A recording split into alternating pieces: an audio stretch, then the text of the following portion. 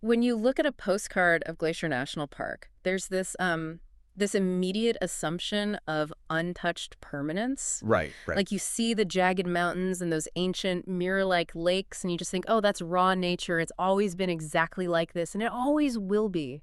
Well, it's a very comforting illusion. I mean, we're really drawn to the idea that there are still places completely insulated from all the chaos of the modern world. But the reality on the ground is something entirely different. When you look closely at Glacier, you're actually looking at a landscape that is violent, constantly shifting, and honestly, surprisingly highly engineered. Oh, absolutely. So today, we are taking a deep dive into a really massive, multi-layered report on the actual mechanics of Glacier National Park. We're skipping the standard travel guide fluff. Yeah, no tourist traps here. Exactly. Instead, we're getting into, 1.5 billion year old rock formations, the complex legal maneuvering that shaped the park's human history, collapsing ecological mutualisms, and the incredibly intense, almost covert logistical maneuvering you have to do if you plan on actually getting inside the gates in the summer of 2026. I mean, it is a landscape entirely defined by extreme juxtapositions. Ecologists and geologists actually refer to Glacier as a climate and cultural indicator. Okay, what does that mean exactly? It basically means it's a stage where unimaginably deep geological time is violently colliding with rapid modern change. You have geology that took billions of years to form, hosting ecosystems that are, well, fundamentally transforming in a matter of a single decade. Wow. So I guess the best place to start understanding that transformation is at the absolute bottom, right? Like the architectural foundation of the park itself, the literal rock it's built on. Exactly. So the foundation of Glacier is defined by something geologists call the belt supergroup. It is an absolutely massive sequence of sedimentary rock. The sources note that this formation actually exceeds 15 kilometers in thickness. 15 kilometers? It's huge. But what really anchors its significance is the age. These sediments were deposited in an ancient inland sea between 1.4 and 1.5 billion years ago. Which, if you know your timelines, puts us in a really fascinating era of Earth's history. Because 1.5 billion years ago is, well, it's long before the Cambrian explosion. Right. We are talking about a time before the evolution of burrowing insects, worms, or, any complex multicellular animals at all. And that absence of complex life is totally crucial to what we see today. Yeah. Because there were no organisms churning up the mud and sediment at the bottom of that sea. A biological mixing process scientists actually call bioturbation. Okay. These sedimentary layers were left completely undisturbed to just harden into stone. Yeah. So because literally nothing was alive to dig through the mud, the fossilized landscape is practically pristine. Like you can walk up to these rock faces today and see fine wave ripples, mud cracks, and the exact physical impressions of individual raindrops that fell 1.5 billion years ago. Yeah, it is a flawless geological time capsule. But it actually gets weirder. The way those ancient rocks are positioned right now is dramatically out of order thanks to a structural feature called the Lewis overthrust. Right. This is where the geography gets really violent. Reading through the tectonic history and the sources, the best visual I can come up with is like a giant rug being pushed across a hardwood floor. Honestly, that is a highly accurate way to visualize the mechanics of it. Between 59 and 75 million years ago, during a period of intense mountain building, compressional tectonic forces basically shoved a massive miles-thick wedge of this ancient Precambrian rock about 50 miles eastward. Just shoved it. Yeah, shoved it. It didn't just fold either. It snapped and slid directly over the top of much younger Cretaceous rock. So let's translate that for a second, because it means the geological timeline is entirely upside down. You have 1.5 billion year old rock resting directly on top of dinosaur-era rock that is over 1 billion years younger. Precisely. It is an inverted stratigraphic profile. And as that older top layer of rock eroded over millions of years, it left behind these towering, isolated blocks. So mountains like Chief Mountain are essentially remnants of that ancient rock, just rising straight out of the relatively young eastern plains. And the visual of those mountains is super striking because they aren't just your standard gray granite. The rock walls in Glacier are famously vibrant. You have massive cliffs of bright green rock stacked with deep red rock. What is the actual chemical mechanism behind those colors? Well, it is a record of ancient atmospheric chemistry. So the green rock is known as the Apicuni Formation. It originally started as primitive clay at the bottom of that inland sea. Yeah. But over time, it underwent deep burial metamorphism. Okay, give me a visual on that. What is actually happening to the rock during that process? Imagine a planetary scale pressure cooker. The clay is buried under immense weight, it's subjected to high heat and pressure, but crucially, it is in a low oxygen environment. Ah, okay. Because the iron inside the rock was starved of oxygen, it couldn't rust. Instead, the iron reduced and bonded with silica to form a green mineral called chlorite. The intense pressure also physically changed the rock structure, baking it into a hard, slightly metamorphosed mudstone called argillite. So the green is from oxygen starvation Huh? and the red. The red is the overlying Grinnell Formation. It is also an argillite, and it actually contains the exact same amount of iron as a green rock less than 3%. Wait, really? Same amount of iron? Yep. But the Grinnell layers were deposited later, in shallower water, exposing them to an atmosphere that was beginning to accumulate higher oxygen levels. So the iron essentially rusted. It oxidized into hematite, giving it that deep, permanent red color.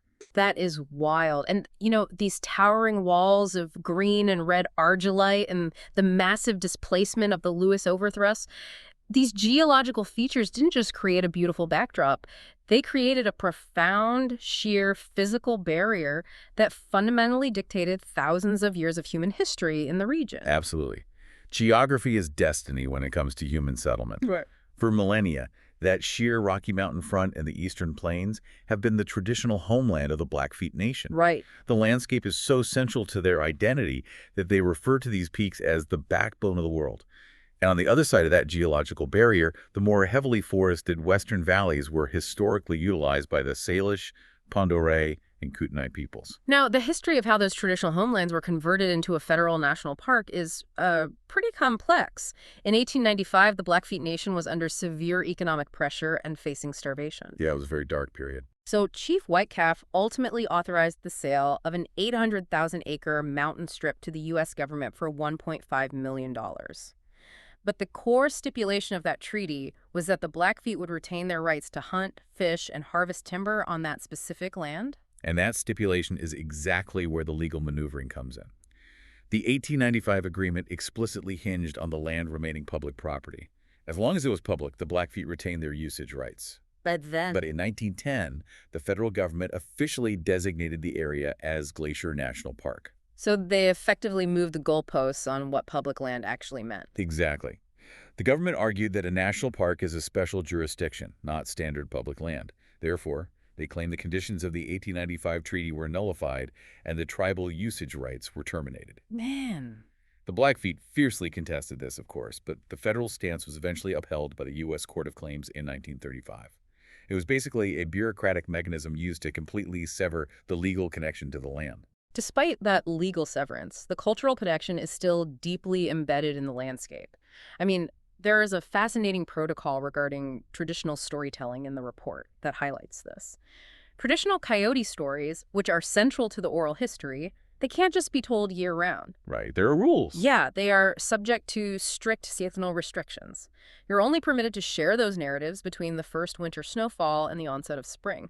It is a cultural practice that requires complete synchronization with the natural rhythms of the environment. You are essentially waiting on the weather to engage with your history. Which really begs the question, how does that sacred, seasonally attuned rhythm square with the aggressive commercial development that followed? Because almost immediately after 1910, the Great Northern Railway swoops in and tries to rebrand this sacred landscape as the Switzerland of America. Well, the transition from a sacred landscape to a commodity was entirely driven by economics. The president of the Great Northern Railway, or GNR, was a man named Louis W. Hill, and his primary motivation was stopping wealthy American tourists from taking their capital to the European Alps. So he launched the See America First campaign. By basically imposing European architecture on Montana. Precisely. Hill orchestrated this cohesive Swiss architectural identity across the park. We're talking steep gabled roofs, expansive balconies, staff in traditional Swiss attire. Unbelievable. He wanted elite tourists to feel a sense of European familiarity. When they built the Glacier Park Lodge in 1913, they engineered it to be a massive monument to rustic permanence. They used 40-foot-tall, unpeeled, old-growth Douglas fir logs just for the lobby columns. The sheer scale of those lodges is incredible. But if you look closely at that infrastructure today, you find a weird hidden history underneath the Grand Swiss facade. Like inside the Glacier Park Lodge, there is a decommissioned baggage elevator shaft that generation after generation of bellhops have covered in signatures and graffiti. It's like an unofficial archive of the working class who actually ran the illusion. Exactly. And there's also an annex basement in the lodge that is dimly lit and packed with eccentric artifacts and discarded vintage hotel furniture. And if you go outside the park boundaries past Froggy Flats on Blackfeet land, there is the Looking Glass Graveyard, holding the remains of early pioneers and characters who built that early infrastructure. It's a fascinating dynamic. The railway built all of this to sell the illusion of an untouched, static wilderness. But that illusion of permanence is currently shattering.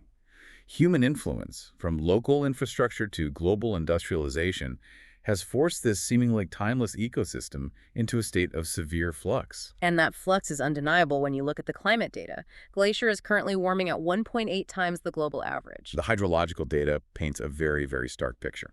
Before we dig into the numbers, let's just clarify what ecologists mean by a hydrological year, because they aren't looking at a standard January to December calendar, right? Right. So a hydrological year, or water year, typically runs from October 1st to September 30th. It is designed to capture the entire cycle of winter snow accumulation and the subsequent summer melting period as a single complete event. Hmm. And when we look at the 2025 hydrological year, the USGS Benchmark Glacier Program recorded that Sperry Glacier experienced its second highest mass loss on record. The mechanism there being a completely disrupted snow cycle, right? The snow accumulation started a full month later than the 30-year historical average, and that was immediately followed by exceptionally warm summer temperatures. So the ice is melting faster than the atmosphere can replenish it. Yeah, and while the loss of the ice is visually dramatic, the warming temperatures are triggering unseen biological crises way down the food chain. Which brings us to the American pika. The biology of the pika is wild. It's this small, cold-adapted alpine mammal that does not hibernate. Right. It survives the freezing sub-zero alpine winters by basically running its metabolism like a furnace.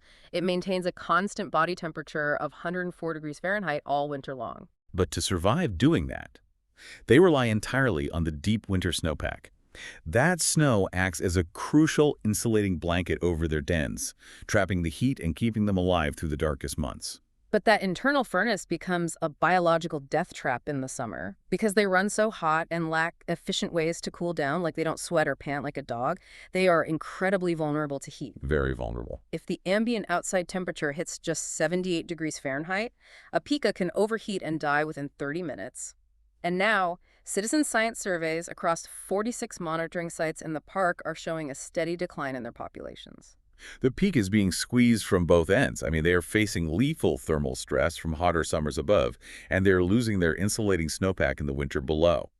But it isn't just individual species suffering. We are seeing the breakdown of complex ecological relationships. The situation with the high-elevation whitebark pine forest is a perfect example of this.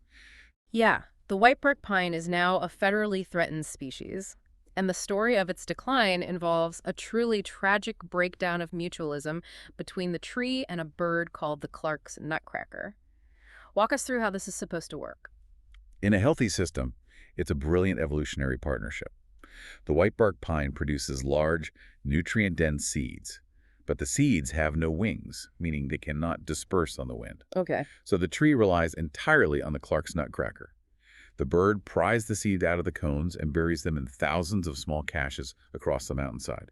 The bird gets a reliable food source for its young, and the forgotten caches germinate, planting the next generation of the forest. But warming temperatures have allowed mountain pine beetles to survive the milder winters and basically ravage the tree bark. And on top of that, an introduced Eurasian fungus called white pine blister rust is sweeping through, choking the trees with lethal canker. Yeah, the canopy is dying. And because the trees are dying, they are producing a fraction of the seeds they used to. The tragedy here is that the bird that evolved to plant the forest is now effectively eating it to death. Because food is so scarce, the starving nutcrackers are increasingly eating whatever remaining seeds they find immediately, rather than caching them in the ground. The entire biological mechanism of forest regeneration has just stalled out. It is stalled to the point where park management has to manually step in. They are currently spending upwards of $106,000 just to hire crews to manually harvest cones from the few remaining rust-resistant trees. Wow. Yeah, they send the seeds to specialized nurseries, grow the saplings, and literally physically carry them back up the mountains to replant them. So we are artificially planting the alpine canopy just to save it.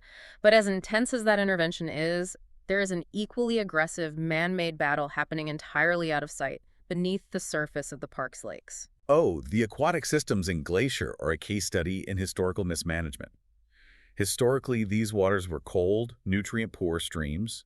The native top predators are the West Slope cutthroat trout and the bull trout, both of which spent 10,000 years evolving to thrive in those exact harsh conditions. But starting in 1912, humans decided that wasn't good enough. Between 1912 and 1972, federal agencies and the Great Northern Railway dumped millions of non-native sport fish, brook trout, rainbow trout, and lake trout into the waterways purely to give tourists something fun to catch. And they unleashed an absolute ecological disaster. Let's look at the lake trout, which invaded the park's western waters by swimming up from Flathead Lake. The lake trout completely outcompete the native bull trout, primarily because of their reproductive biology. Lake trout spawn annually. Native bull trout only spawn biannually every 2 years. So just a numbers game. The lake trout rapidly outbred and displaced them. Within just 30 years of the lake trout arriving, the native bull trout populations collapsed. Simultaneously, the native West Slope cutthroat trout are being quietly erased by introduced rainbow trout. They are being eaten, they are facing genetic extinction. The two species easily interbreed, creating hybrid offspring. These hybrids have lower survival rates, and over successive generations, they dilute the pure native genetic line until the original species effectively ceases to exist in that water system. And to fix a problem we created a century ago, park management is currently deploying interventions that sound like military operations. Like at Quartz Lake, biologists have been running a relentless gill netting operation since 2009, hauling thousands of invasive lake trout out of the water just to keep their numbers suppressed. Right. And at Logging Lake, they are physically capturing juvenile native bull trout in backpacks and hiking them above an impassable waterfall. They are engineering forced geographical refuges where the invasive fish physically cannot reach them. And the most extreme intervention is happening at Gunsight Lake. Management recently approved $24,000 to apply a chemical called rotenone. Right, so rotenone is an organic fish toxicant. Hold on. They are literally pouring poison into a pristine national park lake to save it. I mean, that sounds completely counterintuitive. Isn't there a massive risk of collateral damage to the rest of the ecosystem? It is a radical intervention, definitely, but rotenone is highly specific. It interrupts cellular respiration in gill-breathing organisms, meaning it is lethal to fish, but generally safe for birds, mammals, and humans. Furthermore, it degrades relatively quickly in sunlight and water. Okay, so it doesn't linger forever. Exactly. The strategy is to completely wipe the slate, clean kill every hybridized rainbow trout in Gunsight Lake, let the toxin dissipate, and then reintroduce genetically pure native West Slope cutthroat trout from isolated hatcheries. Well, I mean, if park management has to micromanage the wilderness to that extreme just to keep it functioning, it shouldn't be a surprise that they are applying that exact same level of extreme micromanagement to human visitors. Because if you are booking a flight or planning an itinerary for the summer of 2026, the logistics you have to navigate are staggering. The front country access in 2026 is arguably more engineered than the wildlife management. The big headline for this year is that the park has actually eliminated the vehicle reservation requirement. You do not need to pre-book a timed entry pass just to drive the Going to the Sun road. But do not let that fool you into thinking it's a free-for-all. Because instead of restricting the entire road, management has hyper-focused on the single biggest bottleneck, which is the Logan Pass Visitor Center at the very top. From July 1st through September 7th, 2026, there is a strict 3-hour parking limit at Logan Pass. And it is enforced 24 hours a day. The moment you park, you are required to pull a timestamped dashboard permit from a physical kiosk. The logic here is forced turnover. 3 hours gives a visitor just enough time to take photos at the Continental Divide or complete the short 2.7-mile Hidden Lake hike. But here's the catch. A 3-hour limit explicitly prohibits anyone from parking there to hike the famous 7.6-mile Highline Trail. It takes way longer than 3 hours. So if you are hiking the Highline, you have to use the new Ticketed Express shuttle system. It costs a $1 processing fee, but you can only book it on recreation.gov. Which is a whole ordeal. Oh, yeah. While a few tickets release 60 days in advance, the vast majority are released at 7:00 p.m. Mountain Time the night before. Which turns the evening before your hike into a stressful digital race. The inventory sells out in minutes. And it is important to note that these 2026 Express shuttles entirely bypass the Avalanche Creek area, and they will absolutely not let you board without a pre-purchased digital ticket. You cannot just walk up. And if that isn't stressful enough, if you were flying in from out of state in July 2026, this next piece of data might completely upend your itinerary. The Kalispell Airport, FCA, which is the closest airport to the park, is undergoing a major runway It's rehabilitation. a huge disruption. Throughout the entire month of July 2026, the main runway is fully closed midweek. From Monday at 6:00 p.m. until Friday at 10:00 a.m., there are 0 flights. If you planned a Tuesday arrival, you have to reroute your entire trip to Missoula or Great Falls and drive several hours. The logistical hurdles are intense. But what the report emphasizes is that Glacier in 2026 exists as a duality.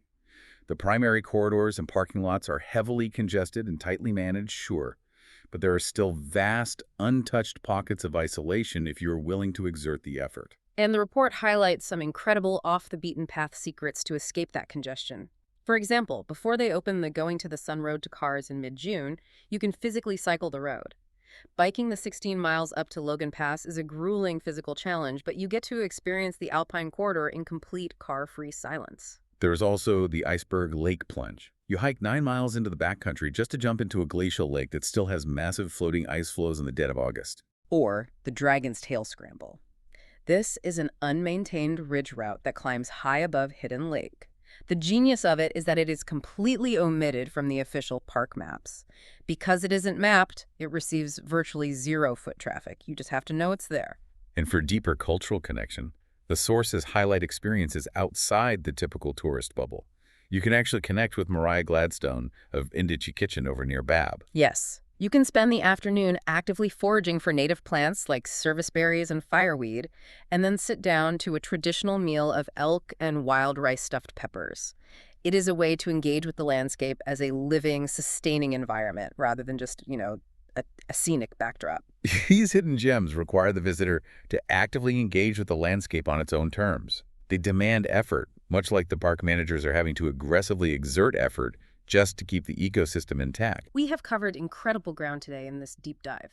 From the 1.5 billion-year-old rocks that hardened before worms even existed, to the complex legal maneuvers that stripped the Blackfeet of their treaty rights, down to the heat-stressed pikas and the intense digital scramble for a 2026 shuttle ticket. It really leaves us with a profound paradox to consider. We culturally revere national parks as bastions of untouched natural wilderness. But when you look at the reality, from hiking juvenile trout up waterfalls to applying highly engineered toxins to clear out hybrid fish, to breeding rust-resistant trees in specialized climate-controlled nurseries, preserving nature today requires the most artificial, hands-on human intervention imaginable. It fundamentally challenges you to ask, when you look out over the valleys of Glacier today, are you looking at a pristine wild ecosystem? Or are you walking through a highly curated, heavily engineered sanctuary? It is definitely something to think about the next time you see a postcard, and assume the landscape is effortlessly permanent. Keep questioning, keep exploring, and we'll catch you on the next deep dive.